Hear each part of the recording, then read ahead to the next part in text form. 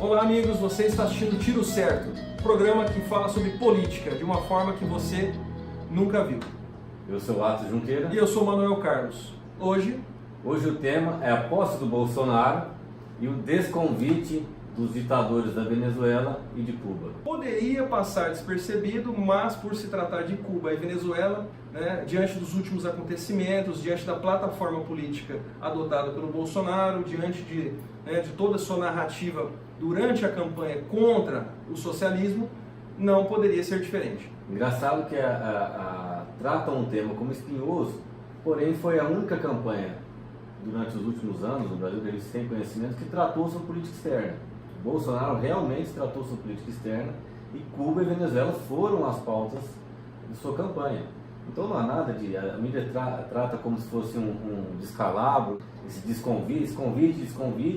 O descalabro foi o convite que foi feito pelo Itamaraty.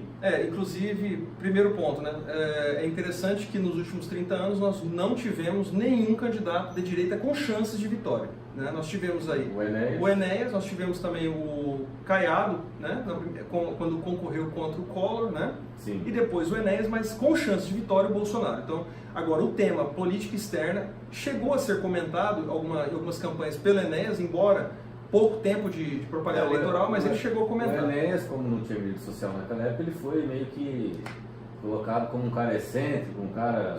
Não era levado a sério, infelizmente. Agora, quando o Bolsonaro entra na campanha e ele trata desse assunto, o assunto foi tomado pelas mídias sociais, pela mídia de modo geral, e o assunto entrou na agenda. Era uma pauta que a população já pedia. Quando havia campanha PT-PSDB, nunca se tratou de temas de moral, costumes... Até porque eles convergiam. Não havia diferença, irmão gêmeos. Tratava-se ali quem roubou mais, quem roubou menos, quem vai privatizar, quem não vai privatizar, privatizar o quanto, porque o FHC... A privatização, a corrupção...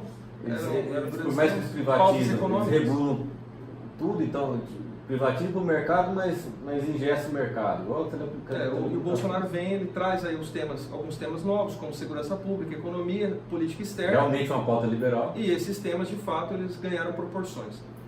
Agora, uma coisa que você... Mas não pode esquecer que o Itamaraty ele está tomado ainda pela esquerda. Sim, é o que eu ia colocar agora, é o seguinte.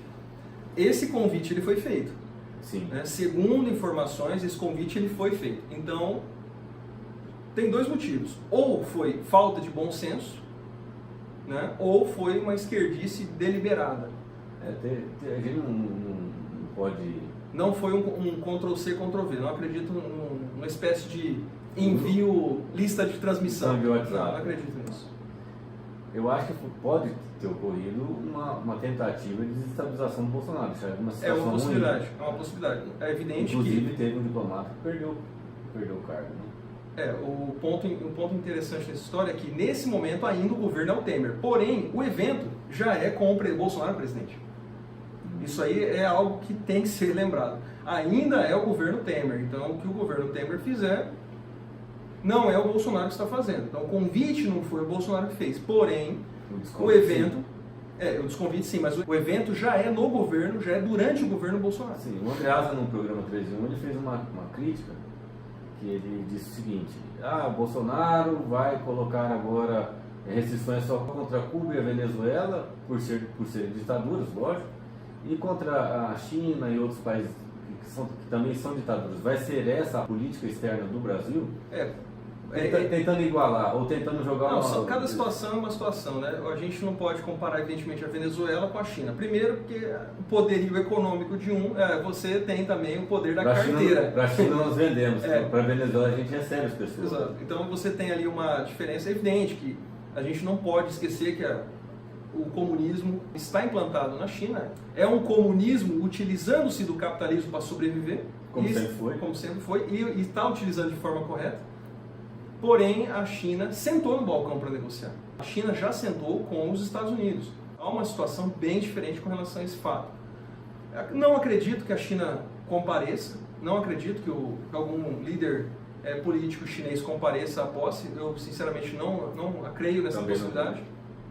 Agora, Mas também não acredito em guerra comercial. Não acredito. Porque não dá para fazer. Houve uma animosidade porque não se conhecem. É fato que quando você coloca algo na mídia, essas informações elas são distorcidas. Tudo que o Bolsonaro disse da pré-campanha, durante a campanha e agora é que o Brasil não vai ser vendido para a China, mas o Brasil vai vender para a China, o que é uma grande diferença, né, nessa terminologia. A gente não pode confundir um rompimento com uma renegociação de pautas, de critérios para que se faça essas negociações. O que ficou claro, por exemplo, com o Donald Trump, ele é violento para chegar, ele coloca realmente a mão na mesa e as coisas acabam tendo depois uma negociação favorável para ele. É diferente de quando era o Obama ou o Brasil mesmo, que chega já meio que já chega perdendo, entendeu? Sim. E eu acho que é esse mais ou menos o tônus que o Bolsonaro quer dar para a nossa política externa. Chegar com um pouco de firmeza para negociar os termos, não para quebrar relações. O que não é o caso com a China, desculpe, o que não é o caso com Cuba e Venezuela. A gente vai negociar o que com Cuba? Charuto e seres humanos? Escravos? O Bolsonaro já deu o tom. Mais médicos eles ficariam caso fizessem uma revalida e, evidentemente, se o salário ficasse com os médicos eles pudessem trazer os familiares. Cuba entendeu que isso era democrático demais, era humanitário demais, e eles retiraram os médicos cubanos do país. E o pior, aqueles 200 primeiros que saíram, às pressas, eles não eram sequer médicos. Eles eram pessoas que eram pagas pelo governo brasileiro para tomar conta dos cubanos que estavam no Brasil, para evitar que eles fugissem. Essa questão de Cuba e Venezuela também tem que ser lembrado que esse convite, não acredito que ele tenha sido feito numa lista de transmissão. O autor desse convite ele tem que ser chamado à responsabilidade, até porque o convite é para um evento que irá ocorrer dentro do governo Bolsonaro.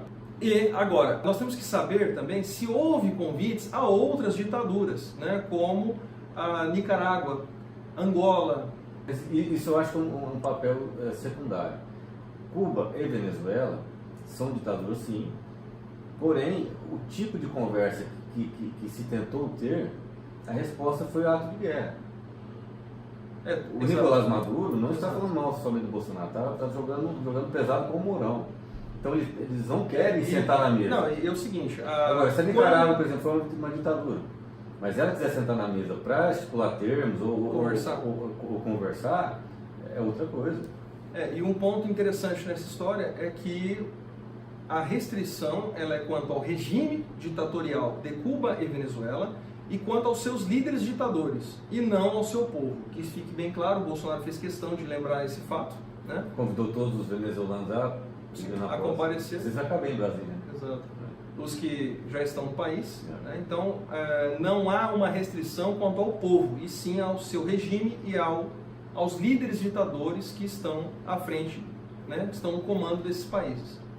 E a simbologia, a restrição a Cuba e a Venezuela tem uma simbologia, porque eles estão na América e o Brasil hoje disputa, quer queira ou não, disputa, mesmo que como favorito, uma liderança na América Latina como o principal jogador dessa transação comercial que vai se intensificar perante os Estados Unidos, China e Rússia, entre outros países do planeta.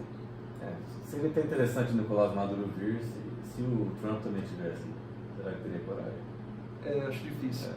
Antes de encerrar nossa análise, nossa conversa, nosso bate-papo, Atos, queria lembrar aqui que quem vai passar a faixa para o Bolsonaro é o Michel Temer e não a Dilma, que foi eleita em 2014, porém ela não cai através de um golpe. Que fique bem claro isso. Então estamos encerrando o nosso programa Tiro Certo. Obrigado, Atos, mais uma vez, né, nossa parceria aqui. Obrigado a todos. Estamos juntos. Até a próxima, pessoal. Muito obrigado.